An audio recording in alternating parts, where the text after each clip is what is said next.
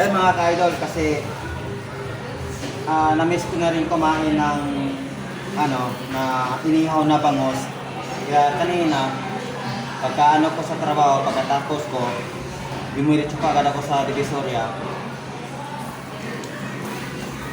Kaya ito, bumili ka agad ako ng ganito.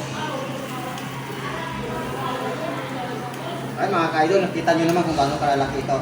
Pero syempre, kasi nung nakaraang vlog kasi natin, may mga ilang mga followers tayo na nagsasabi na, Idol, bumili ka ng pang-ipit para hindi ka mapapasok. Kaya ngayon, bumili talaga ako ng ganito pang-ipit ng pag nag-iihaw tayo para iwas naman tayo pasok.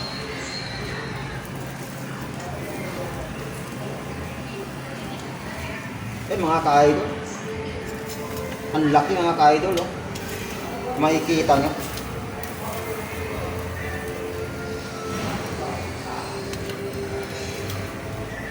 Hindi ko siya tinutukan ng electric pan para yung pagkakaluto niya mild lang talaga. Hindi siya gano'ng sunog.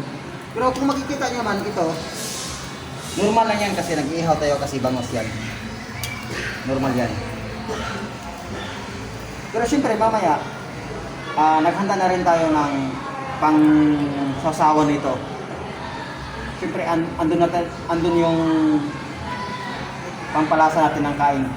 Hindi mawawala talaga yan. Pag ako nagluluto, hindi mawawala yung sili. Ay mga ka-idol.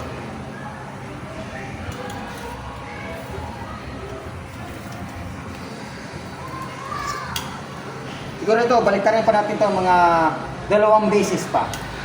Para make sure tayo na maluto talaga.